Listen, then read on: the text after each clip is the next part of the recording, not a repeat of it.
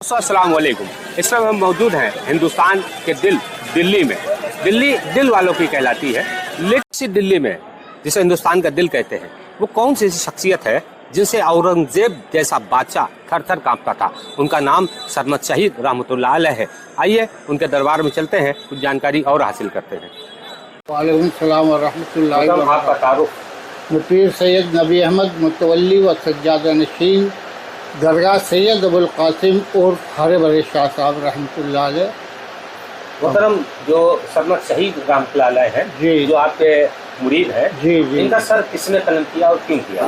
इनका ऐसे तवारीख ये बताती है कि जिस टाइम ये जामा मस्जिद बनकर तैयार हुई थी, जामा मस्जिद तो शाहजहाँ बादशाह ने बनवाई थी, तो उनके बाद औरंगजेब बादशाह ने अपने बाप को कैद कर लिया था शाहजहाँ को, जी, और ख़ुद तख्त पर बैठ गए थे। तो जिस टाइम औरंगजेब बादशाह यहाँ नमाज़ पढ़ने के लिए आए, तो आप बरहना बैठे हुए थे, यानी नंगे बैठे हुए थे, सर में शहीद, एक कम्बल इनके पास पड़ा हुआ था। तो बादशाह ने कहा कि आप बरहना बैठे हुए हैं, लोगों के वज़ू ख़राब हो रहे हैं, आप ये कम्बल से अपनी सतर क्यों नहीं छुपा लेते? तो आपने कहा कि ये काम आप कर दो। तो जैसे बादशाह ने कम्बल उठाया, औरंगजेब बादशाह ने, तो उसको अपने भाई भतीजों के सर कटे हुए नजर आए कम्बल के नीचे, उसके हाथ से कम्बल छूट गया। तो आपने कहा कि तेरे एबों को छुपाऊं या अपनी सतर छुपाऊं? समझ सही रहा जी, अपनी सतर छुपाऊं। बादशाह जो था उसने में जामा मस्जिद में ऊपर चले गए नमाज़ पढ़ने के लिए, औरंगजेब पीछे पीछे ये भी चले गए। तो इमाम साहब के दिल में ख्याल आया कि आज बादशाह आया है, इतनी अच्छी तरह से नमाज़ पढ़ाऊँ जिससे मेरी आवाज़ बादशाह को कुछ अच्छी लगे, मुझे कुछ इनाम मिल जाए जिससे मैं अपनी बेटी को शादी कर दूँ। तो आपने कहा कि इमाम की नीयत मेरे पैरों के नीचे, कह के आपने नीयत बांध ली। नमाज के बाद बादशाह ने पूछा, भाई ये कौन गुस्ताख था? तो लोगों ने बताया कि जी ये थे। इनसे पूछा, कहने का हाँ, इमाम की नीयत मेरे पैरों के नीचे। भाई क्या है कि खोद के देखो, खोदा तो खजाना, जबकि खजाने का तो सवाल ही नहीं है कि तामीर अभी हुई है, तो पुरानी तो है नहीं। तो फिर बादशाह ने इनसे कहा कि कलमा पढ़ो। इन्होंने कहा ला इलाहा इल्लल्लाह। बादशाह ने पूछा इससे आगे, कहने के इससे आगे कुछ नहीं। तो औरंगजेब बादशाह ने तमाम मुफ्तियान इकराम को इकट्ठा किया और उनसे कहा कि यह शख्स जो है आधा कलमा पढ़ता है, लिहाजा इसके लिए क्या सज़ा है? तो तमाम मुफ्तियान इकराम ने एक ही फतवा दिया कि ये मुसलमान नहीं, काफिर है, लिहाजा इसे कत्ल कर दिया जाए।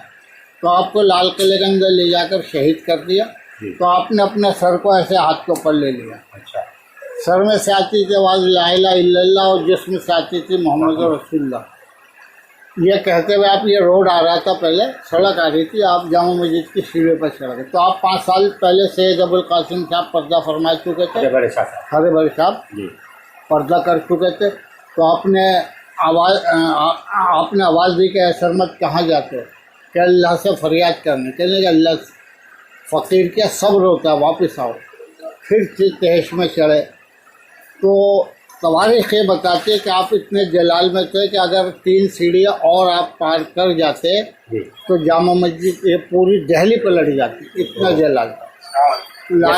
हाँ, जैसे कि अक्सर सुना गया है कि 6 बार दिल्ली को नुकसान पहुंच चुका है। हाँ। तो आपका सर क्योंकि 7 सीढ़ी नीचे आया था, तो हरे भरे शाह साहब ने ये आवाज दी थी कि सरमद क्या करते हो? तो हुजूर आपने रोक दिया। हाँ। वरना आज दिल्ली पलट देते हैं। तो आपके कदमों में आके खड़े हो गए, क्या बताइए मेरे लिए क्या हुक्म है? आपने कहा कि अपने सर को तन से जोड़ो, ना ठंड जोड़ो। यानी इनका मतलब था ला इलाहा इल्लल्लाह, नहीं है अल्लाह से बढ़कर कोई। बेशक अगर वो ये कहते हैं बाद में क्या है, तो बाद में मोहम्मद रसूलुल्लाह सल्लल्लाहु अलैहि वसल्लम, कि सिर्फ समझ का फेर है। बहुत बहुत शुक्रिया आपका। हम नाज़रीन ये जानकारी आप तक इसलिए पहुंचाते हैं कि आप लोग बुजुर्गान दीन के जो फैज़ है उनसे आप लोग फैज़ हासिल करें। और जब हमारे सर पर बड़ों का साया होता है तो अल्लाह की कसम उसे कोई ताकत छू नहीं सकती है। उसका सबूत यह सरमद शहीद रहमतुल्लाह अलैह का आस्थाना है। आइए मैं उनके जिस पर्सनालिटी के लिए आप सबने बात की थी कि जिनसे औरंगजेब जैसा बादशाह थर थर कांपता था, वो ये आस्थाना आलिया है।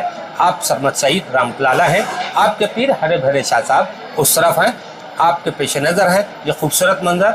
اور ہماری آپ لوگوں سے درخواست ہے کہ بزرگان دین کے بتائے ہوئے راستے پر چلیں، اہل بیت اطہار کی عظمت کریں، تاکہ ہمارا ایمان پوری طرح مکمل ہو چکے۔ السلام علیکم۔